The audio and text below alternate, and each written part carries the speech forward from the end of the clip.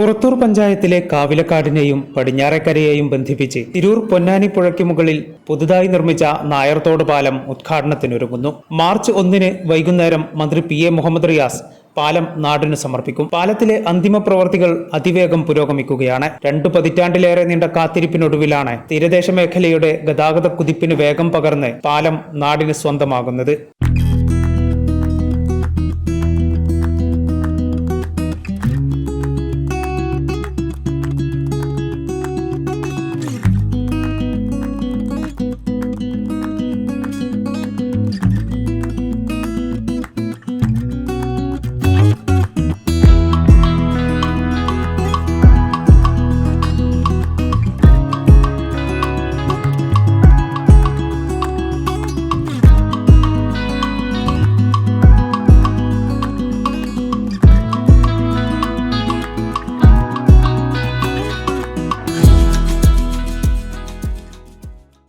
കിഫ്ബി പദ്ധതിയിൽ ഉൾപ്പെടുത്തി 433 മീറ്റർ നീളത്തിലാണ് പാലം നിർമ്മിച്ചിട്ടുള്ളത്. ഇരുഭാഗത്തും കാൽനട യാത്രയ്ക്ക് പ്രത്യേക പാതയുമുണ്ട്.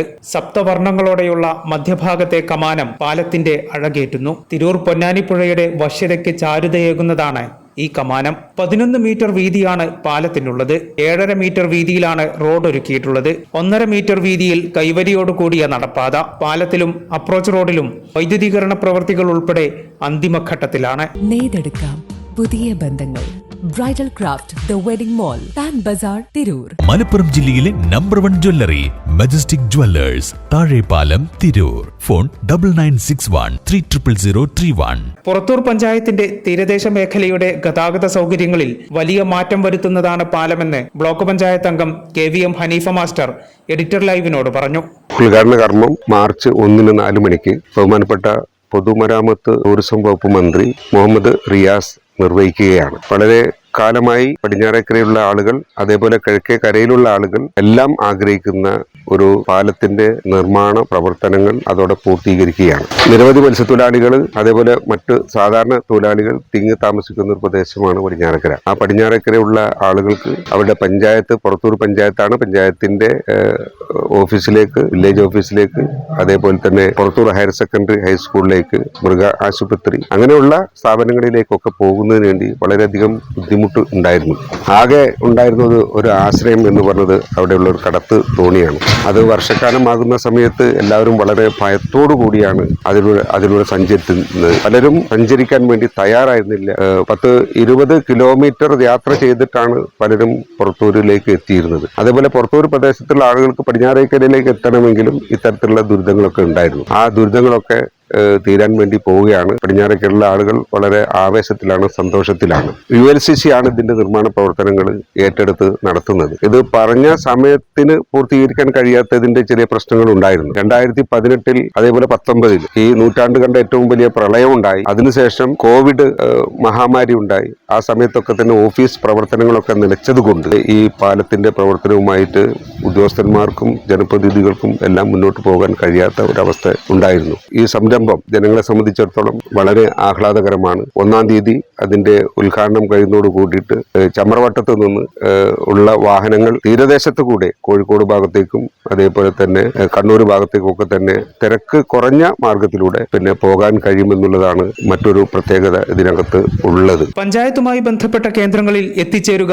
എളുപ്പമാകും എന്നതിനൊപ്പം പടിഞ്ഞാറേക്കരയിലെ ആളുകൾക്ക് കുറ്റിപ്പുറം, തൃശൂർ, ഗുരുവായൂർ, എറണാകുളം തുടങ്ങിയ നഗരങ്ങളിലേക്കുള്ള യാത്രയും എളുപ്പമുള്ളതാകും. 15 കിലോമീറ്ററിലേറെ ദൂരം ഇതുവഴിയാകുമ്പോൾ കുറയും. ചമ്രവട്ടം പാലം കടന്നെത്തുന്ന വാഹനങ്ങൾക്ക് തിരക്ക് കുറഞ്ഞ തീരദേശ പാതയിലൂടെ യാത്ര ചെയ്ത് കോഴിക്കോട്, കണ്ണൂർ ഭാഗങ്ങളിലേക്ക് പോകുന്നതിനും പാലം ഉപകാരപ്പെടും. പടിഞ്ഞാറേക്കരയുടെ ടൂറിസം വികസനത്തിനും പാലം വഴിയൊരുക്കും. തിരൂർ പൊന്നാനിപ്പുഴ ഭാരതപ്പുഴയോട് ചേർന്ന് അറബിക്കടലിനോട് സംഗമിക്കുന്ന പടിഞ്ഞാറേക്കര അഴിമുഖം കാണാൻ പുതിയ പാലം എളുപ്പ വഴിയൊരുക്കും. മത്സ്യബന്ധന മേഖലയ്ക്കും പാലം പുതിയ ഉണർവേകും. പുറത്തൂരിന്റെ ഗതാഗത ചരിത്രത്തിൽ പുതിയ നാഴികക്കല്ലാണ് നായർത്തോട് പാലം. 2004 നായർത്തോട് കടവിൽ ഇരു കരകളെയും ബന്ധിപ്പിച്ച് പാലം നിർമ്മിക്കണമെന്ന ആവശ്യമുയർന്നത്. 2004 ഇതിന്റെ ഒരു ആശയം ഉടലെടുക്കുന്നത്. 2004 ഞങ്ങളെപ്പോലുള്ള പൊതുപ്രവർത്തകർ അതിനുവേണ്ടി ഒരു ആശയം ഉന്നയിച്ചു. നബാർഡ് സഹായത്തോടു കൂടി ഒരു 3 കോടി രൂപ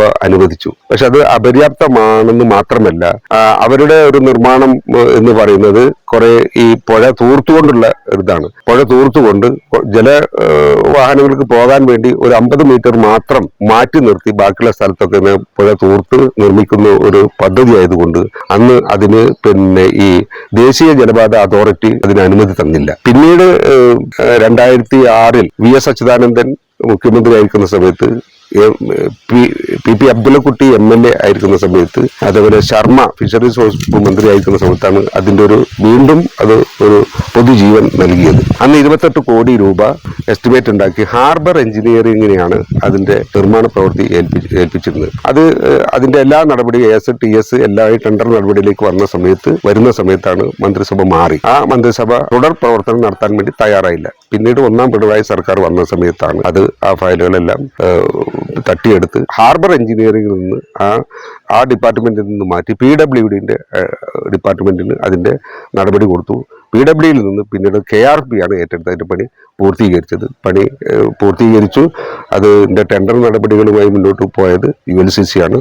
അവർക്കത് സമയബന്ധിതമായി തീർക്കാൻ കഴിയാതിരുന്നത് നേരത്തെ പറഞ്ഞതുപോലെ കോവിഡും പ്രളയവും എല്ലാം ആയിട്ടാണ്. എന്തായാലും കുറെ താമസിച്ചാലും ജനങ്ങളുടെ ആഗ്രഹം സഫലീകരിക്കുന്നതിൽ എല്ലാവർക്കും വളരെ സന്തോഷമുണ്ട്.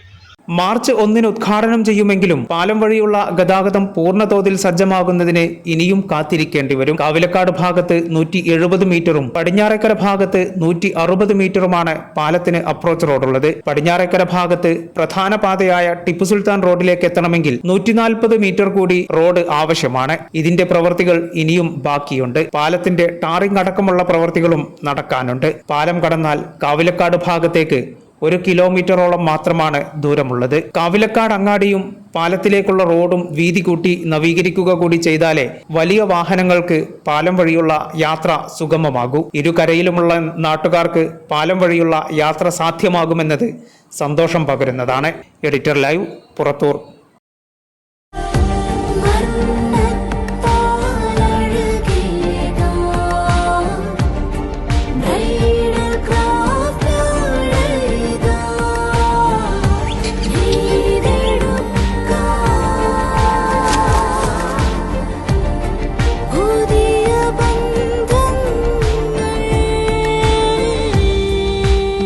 നെയ്തെടുക്കാം പുതിയ ബന്ധങ്ങൾ. Bridal craft the wedding mall, Pan Bazar, Tirur. Majestic Jewellers, Tirur. 6 നൂറ്റാണ്ടിന്റെ പാരമ്പര്യവുമായി സ്വർണ്ണാഭരണ വിപണന രംഗത്ത് നിങ്ങളുടെ ഇഷ്ട ജ്വല്ലറിയായ മെജസ്റ്റിക് ഇപ്പോൾ കൂടുതൽ പുതുമയിൽ കൂടുതൽ കളക്ഷനിൽ നിങ്ങളെ സ്വാഗതം ചെയ്യുന്നു. Wedding section, diamond section, light weight area, silver and watches section, കൂടാതെ ലൈറ്റ് വെയ്റ്റ് റോസ് ഗോൾഡ് ആഭരണങ്ങളുടെ ഏറ്റവും പുതിയ കളക്ഷനുകളുമായി മെജസ്റ്റിക് ഓറിയോ കളക്ഷൻ. ഏറ്റവും കുറഞ്ഞ പണിക്കൂലിയിൽ മലപ്പുറം ജില്ലയിലെ number 1 jewellery majestic Jewellers, Thazhepalam, Tirur. Phone 9961 300031.